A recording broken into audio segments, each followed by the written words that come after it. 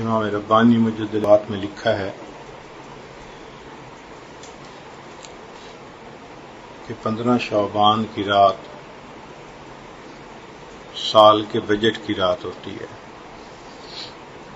اس کی آسان مثال یہ ہے کہ ہر ملک میں ایک بجٹ ہوتا ہے جو آئندہ سال کا لائحہ عمل طے کرتا ہے کہ آنے والے سالوں میں ہمیں کیا کیا کام کرنے ہیں۔ ہر ملک میں یہ بجٹ بنتا ہے اور پھر جب وہ بجٹ بن جاتا ہے تو مختلف ادارے اس کی روشنی میں اس کی پالیسی میں آگے کام کرنا شروع کر دیتے ہیں۔ اللہ رب العزت کے ہاں بھی یہ نظام ہے کہ آنے والے سال میں جو کام ہونے ہوتے ہیں ان کی ایک فہرست بنوائی جاتی ہے۔ جو بچے پیدا ہونے ہوتے ہیں، جو انسان فوت ہونے ہوتے ہیں، بندے کو جو رزق ملتا ہے، جو حادثات پیش آتے ہیں، بیماریاں آتی ہیں، عزت ملتی ہے، ذلت ملتی ہے، آنے والے سال کی جو بھی ایکٹیویٹیز ہیں ان کی ایک فہرست بنائی جاتی ہے۔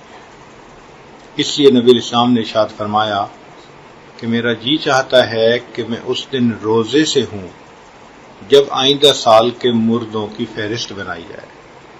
ہم نہیں جانتے کہ آنے والے سال میں کن لوگوں کے نام درج ہوں گے۔ انسان کو اپنی موت کا کچھ پتہ نہیں ہے۔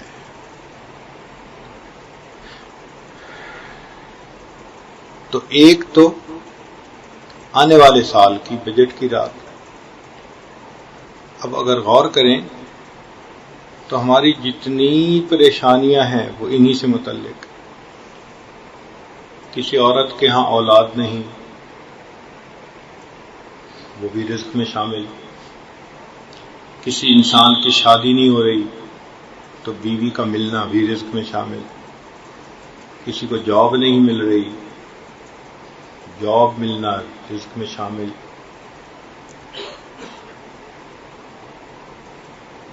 تو اگر آپ دیکھیں تو ہماری اکثر و بیشتر پریشانیاں رزق ہی سے متعلق ہوتی ہیں۔ کہیں بیٹی کا رشتہ نہیں ملتا،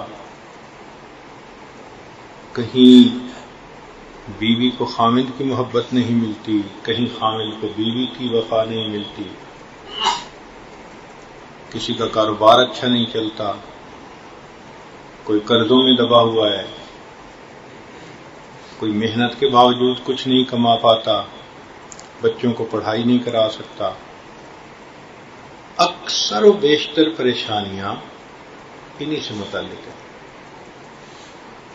تو جب پریشانیاں انہی سے متعلق ہیں اور اسی کی فہرست بن رہی ہے تو کیوں نہ انسان اس وقت اللہ کے ہاں فریاد کرے۔ پھر یہ فہرست جب بننی شروع ہو جاتی ہے تو اللہ رب العزت نے ایک کرم کیا کہ بندوں کو موقع دے دیا مانگنے کا۔ اگر اللہ تعالیٰ چاہتے تو ایک ہی رات میں فیصلہ ہو کے کام ختم ہو جاتا، مگر نہیں، بندوں کو موقع دے دیا کہ تم اپنی پریشانیاں اپنے رب کے حضور پیش کرو، اپنی بیماریوں کی شفا مانگو، مصیبتوں سے پناہ مانگو۔ تم مانگو، اللہ کے خزانے کے در کھلے ہیں۔ تو اس کے لیے اللہ تعالیٰ نے ہمیں ایک لمبا وقت دیا۔ کتنا؟ 27 رمضان کی رات تک۔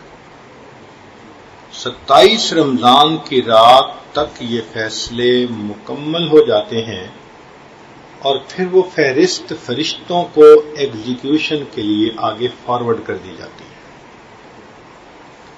اسی لیے رمضان مبارک کی اہمیت بھی بہت زیادہ، برکتوں اور رحمتوں کا مہینہ۔ اللہ تعالیٰ نے کرم کیا کہ میرے بندو تم بھوکے پیاسے رہو، تمہیں اجر ملے گا، تمہارے دلوں میں نور آئے گا، تمہارا دھیان میری طرف ہوگا، تم مجھ سے مانگو گے میں تمہیں دوں گا۔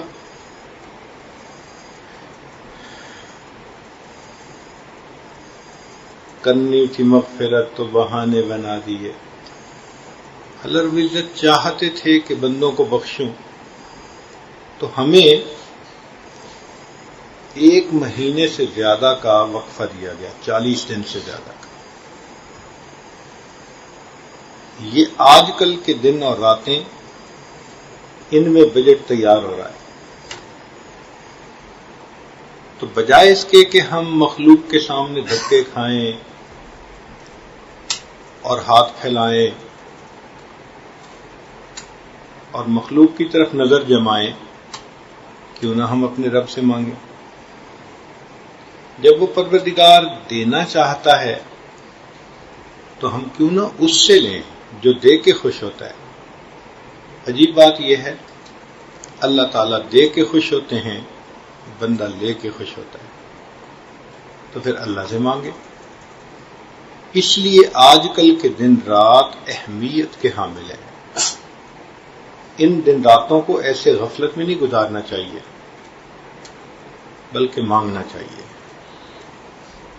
اور ہمارے پاس 27 رمضان کی رات تک کا وقفہ ہے، جتنا مانگیں گے اللہ تعالیٰ اتنا ہی انسان کے ساتھ خیر کا معاملہ کر دیں گے۔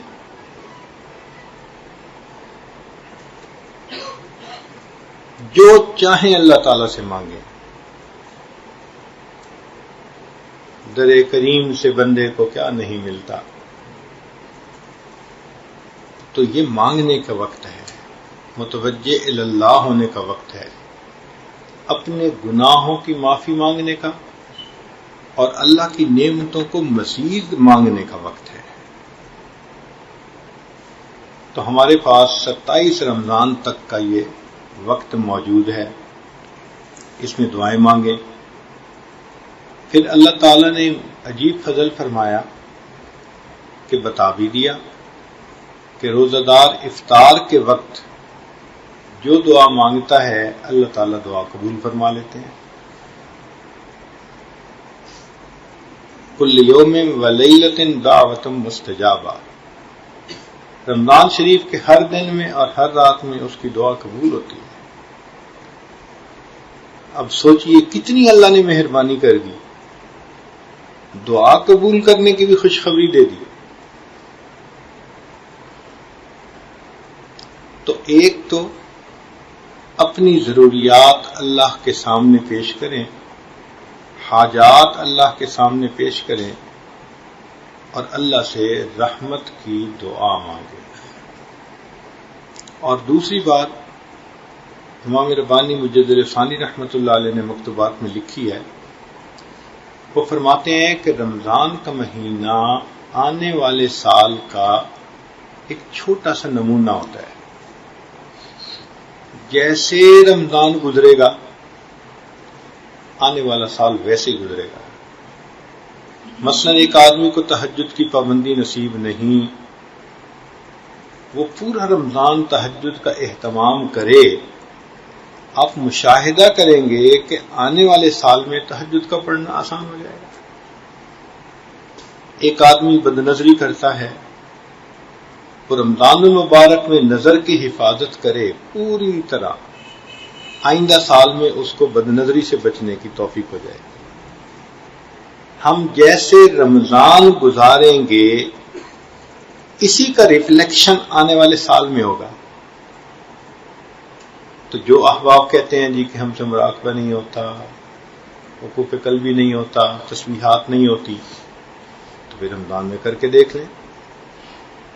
1 مہینے کی پابندی کریں، بقیہ 11 مہینے اللہ کی مدد شامل حال ہو جائے گی۔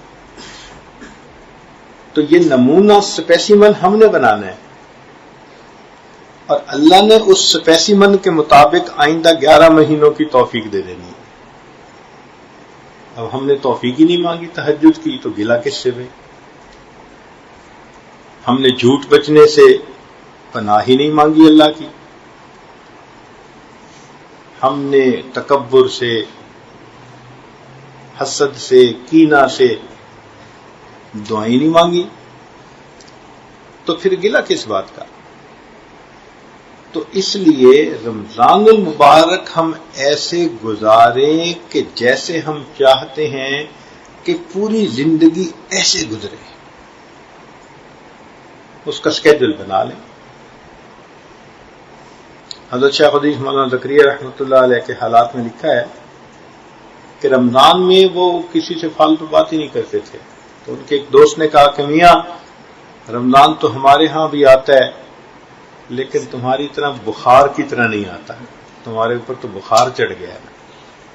تو واقعی رمضان المبارک بخار کی طرح آنا چاہیے، بندے پہ بخار چڑھ جائے۔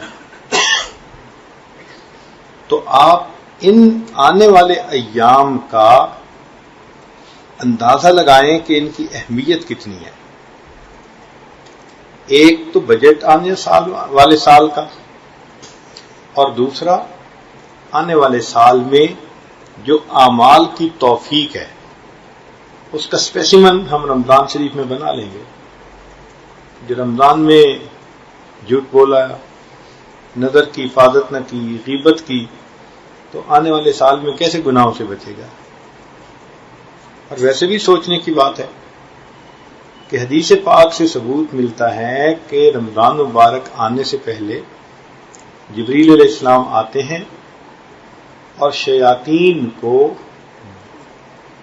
ہتھکڑیاں لگا کر قید کر دیتے ہیں تاکہ امت محمدی صلی اللہ علیہ وسلم کے روزہ داروں کے روزے کو خراب نہ کر سکیں۔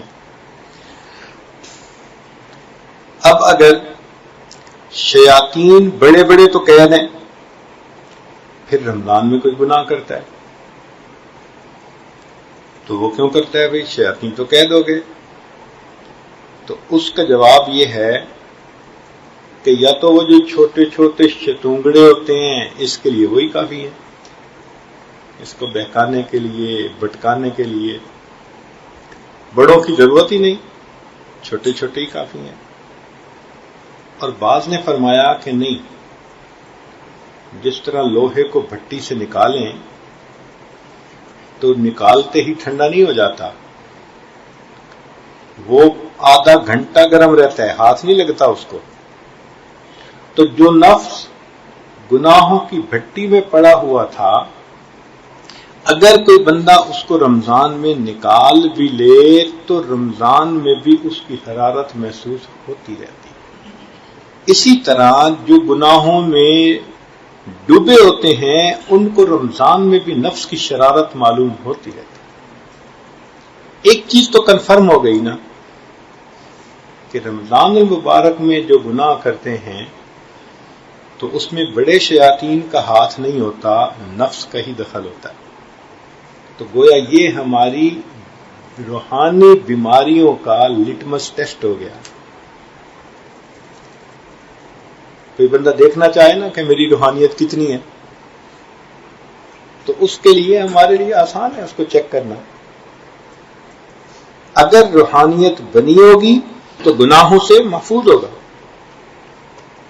اور اگر روحانیت نہیں بنی ہوگی تو کیا ہوگا؟ جیسے رمضان کے علاوہ گناہ کرتا تھا، رمضان میں بھی گناہ کرے گا، اس لیے کہ من جو اندر سے ناقص ہے۔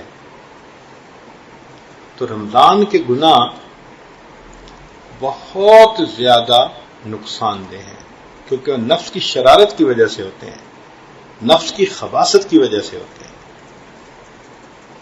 اتنی برکتیں ہیں رمضان میں کہ تھوڑا سا بھی کوئی توجہ کر لے تو بخش دیتے ہیں۔ نبی علیہ الصلوۃ والسلام نے ایک قبیلے کا نام لیا جو مدینہ طیبہ میں بکریاں پالنے میں بڑا مشہور تھا۔ بنی کلب اس کا نام تھا قبیلے کا۔ ہر گھر کے لوگوں کے پاس سینکڑوں بکریاں، اور جب قبیلے کی بکریاں نکلتی تھیں تو 2 پہاڑوں کے درمیان کی وادی کو بھر دیتی تھی، اتنی بکریاں تھیں۔ اب جب 2 پہاڑوں کے درمیان کی وادی کو بھر دیتی تھیں تو ان کے بال کتنے ہوں گے؟ نبی علیہ السلام نے فرمایا کہ رمضان مبارک کی ہر رات میں بنو کلب قبیلے کی بکریوں کے بالوں کے برابر جہنمی جہنم سے بری کر دیا جاتا. تو جب رحمت کا دریا یوں بہہ رہا ہو تو ہمیں فائدہ اٹھانا چاہیے. اس لیے جو رمضان میں بھی اپنے گناہوں کی بخشش نہ کروائے تو وہ تو بدبخت ہے سیدھا سیدھا. دیکھیں نا، ماں بچے سے محبت کرتی ہے، کوئی اس کے بیٹے کو گالی دے کے تو دکھائے، کیسے شیرنی کی طرح پڑ جائے گی. تو ہوتا کون ہے میرے بیٹے کو گالی دینے والا؟ برداشت نہیں کر سکتی کہ میرے بچے کو یہ لفظ کیسے بولا. تو محبت لفظ سننے نہیں دیتی کہ اگر ماں کے سامنے اس کے بیٹے کو کوئی گالی دے. لیکن جب ماں کا دل دکھی ہوتا ہے، نا امید ہوتا ہے، ٹوٹا ہوا ہوتا ہے، پھر اگر کوئی اس کے سامنے گالی دیتا ہے نا اس کے بچے کو، تو وہ پھر اس کا دل بھی اس پر آمین کہہ رہا ہوتا ہے. او بہو یہی صورت کہ جبریل علیہ السلام آئے، دعا مانگی، برباد ہو جائے وہ شخص جس نے رمضان کا مہینہ پایا اور اپنی مغفرت نہ کروائی. اور اللہ کے نبی صلی اللہ علیہ وسلم نے یہ بات سن کر فرمایا آمین. اس کا مطلب ہے رمضان میں عبادت کی کوشش نہ کرنے والے سے اللہ کے حبیب صلی اللہ علیہ وسلم کا دل کتنا دکھی ہوتا ہے، کتنا دل ٹوٹتا ہے اس سے کہ ایسا رحمت کا مہینہ اور پھر غفلت.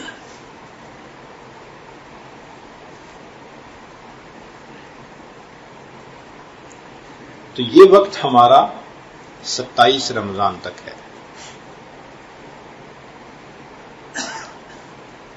اب رمضان مبارک میں اللہ کے بندے عبادت کرتے ہیں، نیکی کرتے ہیں، تو ایک دستور ہے کہ مزدور کو مزدوری کا اجر ملتا ہے.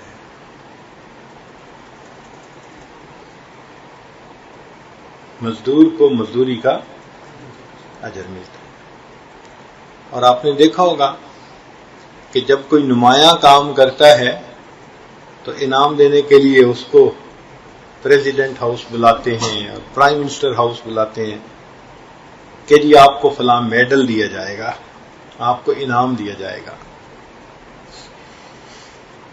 جیسے یہ دستور ہے نا، بالکل اللہ تعالیٰ کے ہاں یہی دستور کہ جو رمضان المبارک میں عبادت کریں گے اللہ تعالیٰ ان کو رمضان کے بعد اپنے گھر انعام کے لیے بلاتے ہیں. آؤ میرے گھر بیت اللہ کی طرف. چنانچہ حج حقیقت میں رمضان کے انعام ملنے کی ایک کنووکیشن ہے، ایک سیریمنی ہے کہ ساری دنیا میں جنہوں نے رمضان مزے کا گزارا ان کو مالک الملک اپنے گھر بلا لیتا ہے. آؤ میرے بندو میں تمہیں انعام دینا چاہتا ہوں. تو ہمارے مشائخ نے ایک لفظ بولا، رمضان کام کا مہینہ، ذی الحجہ انعام کا مہینہ. رمضان المبارک کام کا مہینہ اور ذی الحجہ انعام کا مہینہ. درمیان میں وقفہ دے دیا 2 مہینوں کا. وہ کیوں؟ کہ اگر پہلی شوال کو حج ہوتا تو پہنچتا کون؟ انسان تھے نا، ساری دنیا سے آنا تھا. کسی نے پیدل چل کے، کسی نے سواری پر، کسی نے بحری جہاز، کسی نے ہوائی جہاز. یاتین من کل فج عمیق. تو ان کو وقت درکار تھا. تو اللہ تعالی نے درمیان میں سفر کا ٹائم دے دیا کہ یہ جو تمہارا شوال کا مہینہ، ذی قعدہ کا مہینہ ہے، یہ تم سفر کرو اور میرے گھر پہنچو. اور جب پہنچو گے تو پہلی ذی الحجہ سے ایک مہینہ شروع ہوگا. وہ عجیب 10 راتیں ہیں. عجیب 10 راتیں کہ اللہ رب العزت نے قرآن پاک میں ان کی قسم کھائی، والفجر ولیال عشر، اللہ اکبر. یعنی اتنے اللہ تعالیٰ خوش ہوتے ہیں. کیوں؟ ساری دنیا کے چاہنے والے گھر میں جو آئے بیٹھے ہیں، گھر میں شادی کا فنکشن ہو، سارے مہمان آ جائیں تو گھر کے لوگ میزبان کتنے خوش ہوتے ہیں. اسی طرح ساری دنیا سے اللہ کے چاہنے والے اللہ کے گھر میں اکٹھے ہوتے ہیں، اللہ تعالیٰ کو خوشی ہوتی ہے، اس لیے ان 10 دن کی قسم کھائی. اللہ اکبر کبیرہ. آپ سوچیں کہ حج کوئی نماز پڑھنے کا نام نہیں ہے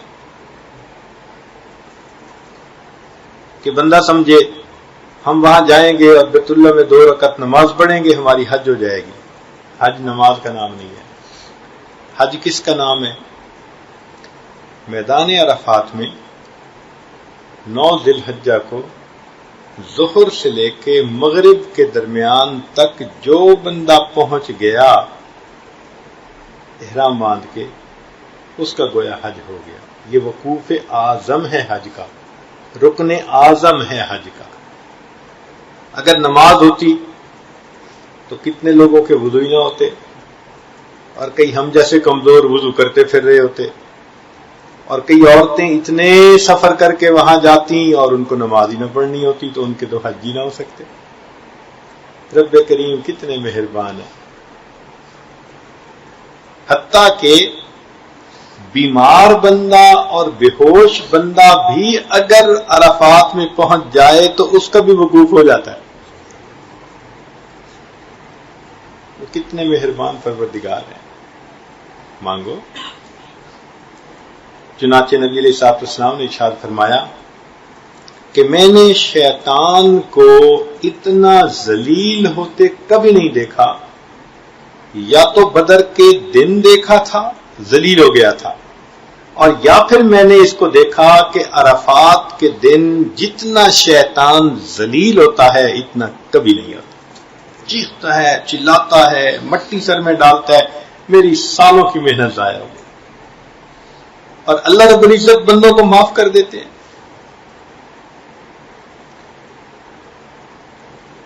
اب ایک نقطے کی بات سنیے گا کہ حج پہ تو جو پہنچنے والے ان کو تو اللہ تعالیٰ عطا کریں گے، مگر جب فیور کرنی ہو نا کسی کی تو پھر اس کے لیے ذرا اور حساب ہوتا ہے. نبی علیہ الصلوۃ والسلام نے اپنی امت کی عجیب فیور کی.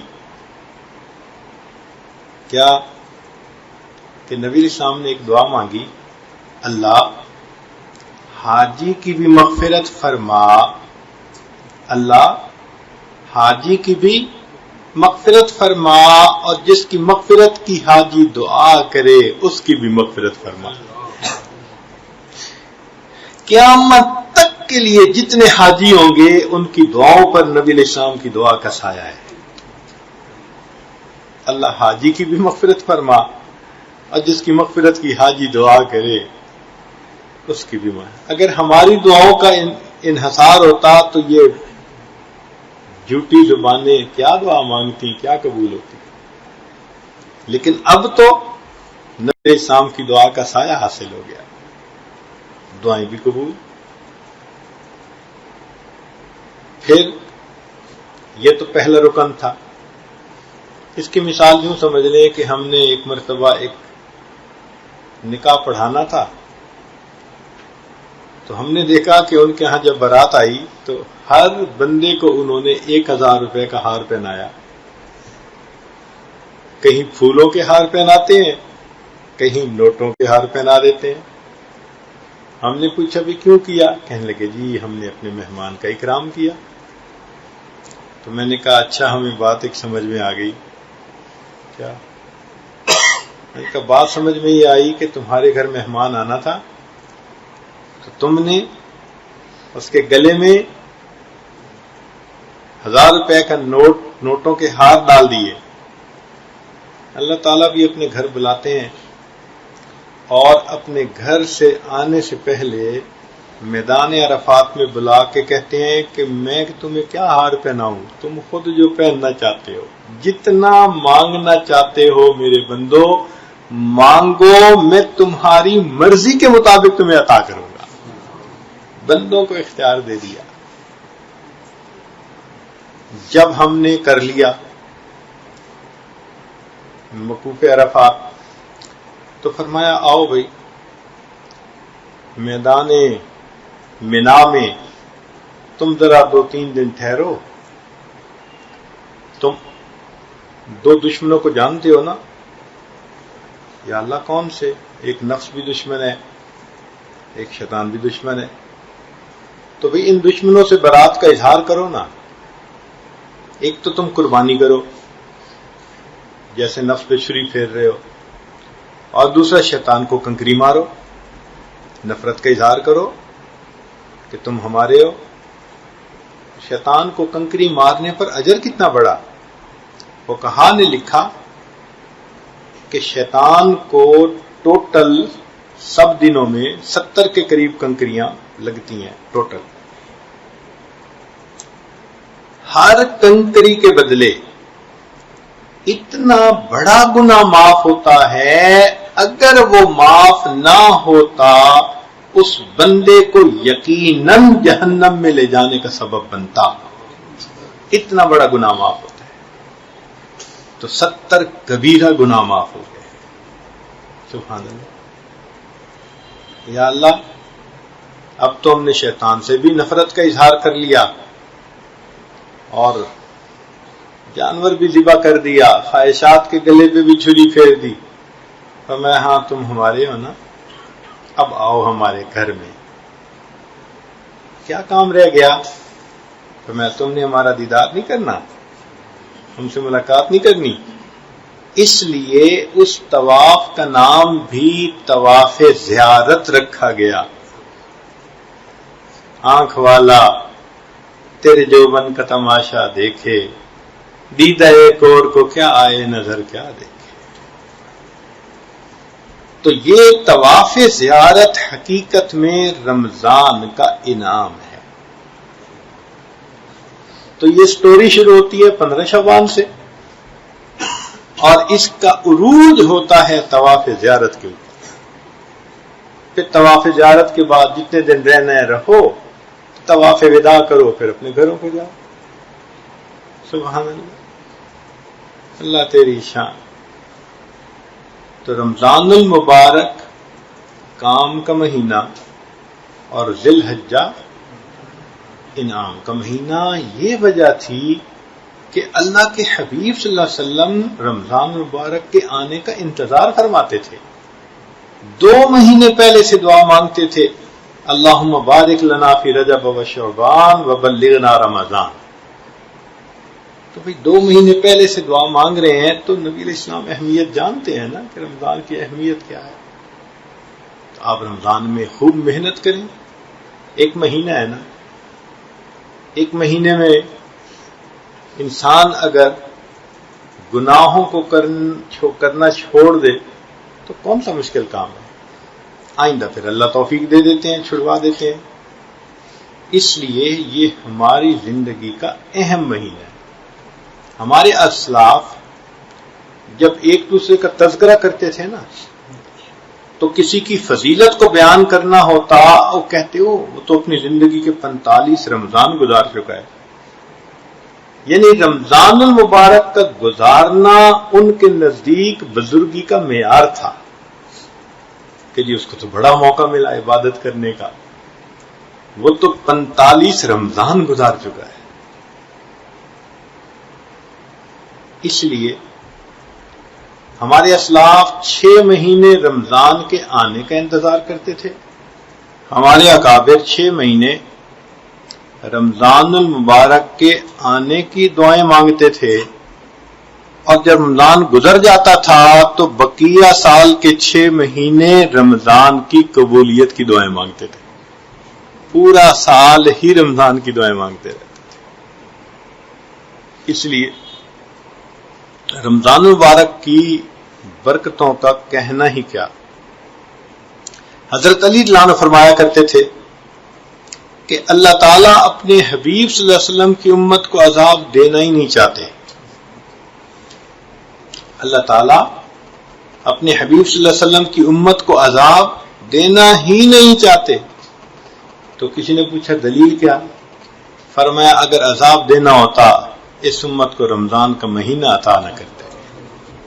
رمضان کا مہینہ دینے کا مقصد ہی یہی کہ کسی کو عذاب ہو ہی نہ، سب بخشے جائیں. علماء نے لکھا ہے کہ یوسف علیہ السلام 12 بھائی تھے. احد عشر کوکبا 11 بھائی اور 12ویں یوسف علیہ السلام، تو کل 12 ہو گئے. تو 12 بھائی تھے، 11 سے غلطی ہوئی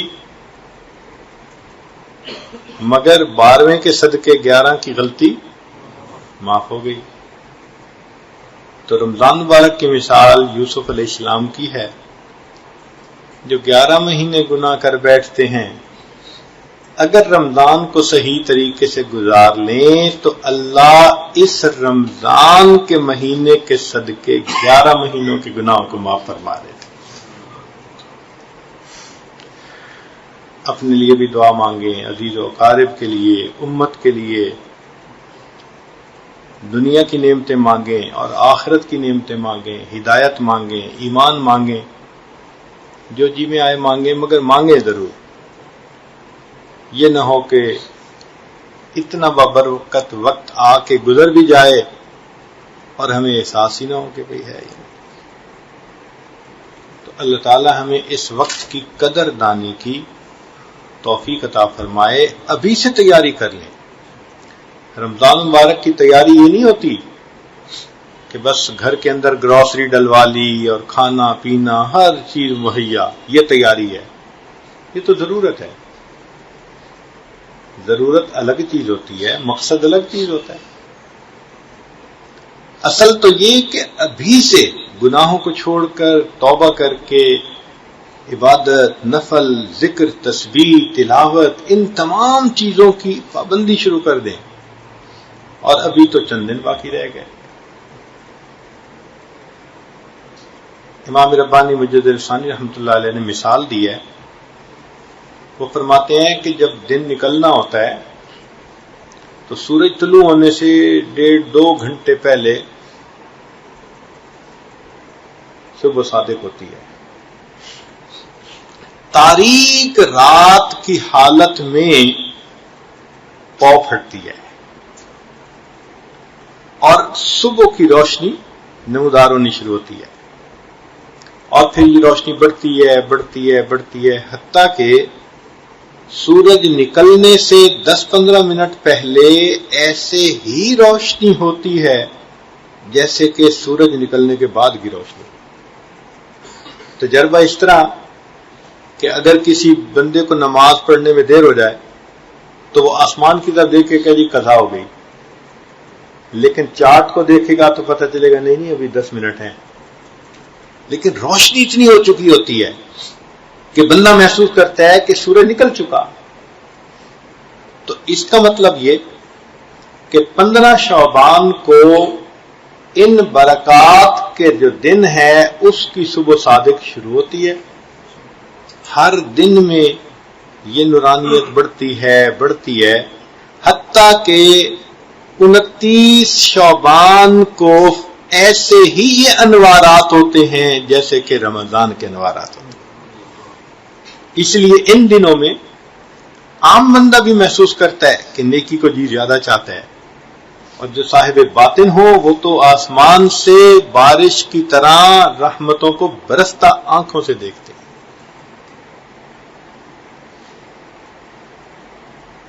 تو بس اتنی بات کہنی تھی کہ ہم اس نعمت کی قدردانی کریں، اللہ سے مانگیں. رب کریم نے ہمیں اپنی زندگی میں ایک اور مرتبہ اپنے آپ کو بخشوانے کا موقع عطا فرما دیا. اللہ تعالی ہماری مغفرت فرمائے اور ہمیں بھی اپنے مقبول بندوں میں شامل فرمائے. وآخر دعوانا ان الحمد للہ رب العالمین۔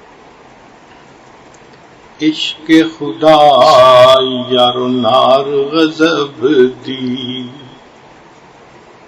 عشق خدا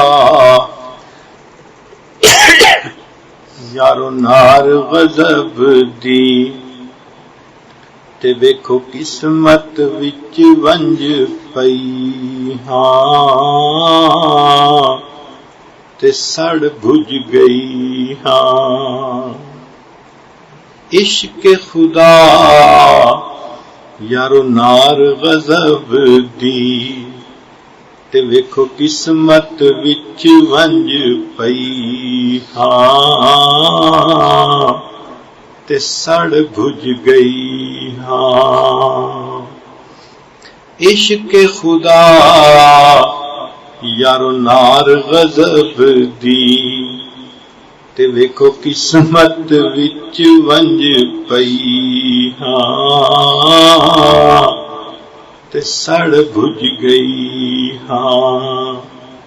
چولا برکا صبر دا میرے، تے ہو گیا تھیاں تھیاں تے چپ کر گئی ہاں۔ ماں پیو ویر وی یاد نہ میں کوں، تے اتے تانے دین سیاں تے سیندی رہی ہاں۔ ماں پیو ویر وی یاد نہ میں کوں، تے اتے تانے دین سیاں تے سیندی رہی ہاں۔ غلام فریدا اے آکھ سجن نو، میں تا در تیڑے تے پئی ہاں تے جے ہو جئی ہاں۔ غلام فریدا اے آکھ سجن نو، میں تا در تیڑے تے پئی ہاں تے جے ہو جئی ہاں۔ غلام فریدا اے آکھ سجن نو، میں تا در تیڑے تے پئی ہاں تے جے ہو جئی ہاں۔ لا الہ الا اللہ محمد۔ دعا کر لیجئے۔ سبحان ربی العلی الوہاب، اللہم صلی علی سیدنا محمد وعلی آل سیدنا محمد مبارک وسلم۔ اے کریم آقا، ہم آپ کے عاجز مسکین بندے ہیں، ہمارے گناہوں کو معاف فرما، خطاؤں سے درگزر فرما، عیبوں کی پردہ پوشی فرما۔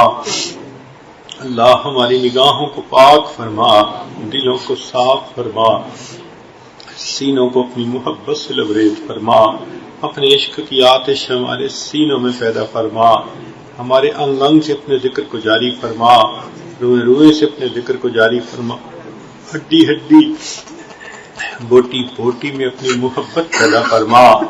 اے کریم آقا، آپ نے ارشاد فرمایا وَأَمَّا السَّائِلَ فَلَا تَنْهَرْ، سوالی کو انکار نہ کرو۔ اللہ ہم بھی تو آپ کے در کے سوالی ہیں، اللہ آپ بھی انکار نہ فرمائیے، ہماری دعاؤں کو رد نہ کیجیے، اللہ ان دعاؤں کو پھٹے کپڑے کی طرح منہ پہ نہ مار دیجیے۔ میرے مولا، ہم نے ہاتھ اٹھائے ہیں، زبانیں جھوٹی ہیں، نگاہیں میلی ہیں، دل سیاہ ہے، مگر آپ کو اپنا رب مانتے ہیں۔ اللہ سمجھتے ہیں کہ حاجت روا آپ ہیں اور مشکل کشا آپ ہیں، آپ کے در پہ حاضر ہیں۔ میرے مولا، آپ کو مدد کے لیے پکارتے ہیں۔ اللہ ہمیں گناہوں کی ذلت سے بچا دیجیے، طاعات کی عزت عطا فرما دیجیے، سر کے بالوں سے لے کے پاؤں کے ناخنوں تک اللہ ہمیں سنتوں سے سجا دیجیے، ہمارے بند کو معرفت سے منور فرما دیجیے، مشکلات کو آسان فرما دیجیے۔ بیماریوں کو شفا میں تبدیل فرما دیجیے۔ رب کریم ہمارے ساتھ درگزر کا معاملہ فرما دیجیے۔ اے اللہ جو مقروض ہیں قرضے کی ادائیگی کی سبیل پیدا فرما، بے اولادوں کو نیک اولاد عطا فرما، جو صاحب اولاد ان کی اولادوں کو نیکوکار بنا، فرما بردار بنا، ماں باپ کی آنکھوں کی ٹھنڈک بنا، جن گھروں میں جوان بچے بچیاں موجود ہیں ان بچوں کے مستقبل کو روشن فرما، ماں باپ کے لیے فرض ادا کرنے آسان فرما۔ اللہ ہمیں بھی بار بار اپنے گھر کا دیدار عطا فرما، قبولیت والی حاضری نصیب فرما، اپنے حبیب صلی اللہ علیہ وسلم کے در کی حاضری نصیب فرما۔ اے کریم آقا رمضان مبارک کا مہینہ قریب آ چکا، اللہ ہمیں اس مہینے کو صحیح محبت کے ساتھ عبادت کے ساتھ گزارنے کی توفیق عطا فرما، اور اللہ پھر مزدوری پر انعام بھی عطا فرما، ہماری امیدوں سے بڑھ کر عطا فرما۔ اللہ ہمیں بھی اپنے چاہنے والوں میں شمار فرما۔ میرے مولا عمر گزرتی جا رہی ہے، ہمیں ایمان حقیقی کی حلاوت کب نصیب ہوگی، سجدے کا سرور کب نصیب ہوگا، قرآن پاک کی لذت کب نصیب ہوگی۔ اے اللہ مہربانی فرما دیجئے، یہ نعمتیں عطا فرما دیجئے۔ رب کریم رحمتوں کا معاملہ فرما دیجئے۔ اے اللہ آپ نے ارشاد فرمایا غلاموں کو آزاد کیا کرو، جب ہم کمزوروں کو حکم ہے ہم غلاموں کو آزاد کریں۔ اے مالک ہم بھی تو آپ کے غلام ہیں، آپ بھی ہمیں جہنم کی آگ سے آزاد فرما دیجئے، اللہ آزاد فرما دیجئے۔ اے اللہ ہم نے بادشاہوں کو دیکھا ہے جب غلام ان کے خدمت کرتے کرتے بوڑھے ہو جاتے ہیں تو وہ اپنے غلاموں کو آزاد کر دیتے ہیں۔ میرے مولا کلمہ پڑھتے پڑھتے بال تو سفید ہم بھی کر بیٹھے ہیں، میرے مولا بال تو سفید ہم بھی کر بیٹھے، اللہ آپ کے یہ غلام بوڑھے ہو گئے، اللہ آپ ان کو جہنم کی آگ سے آزاد فرما دیجئے، اللہ جہنم کی آگ سے آزاد فرما دیجئے۔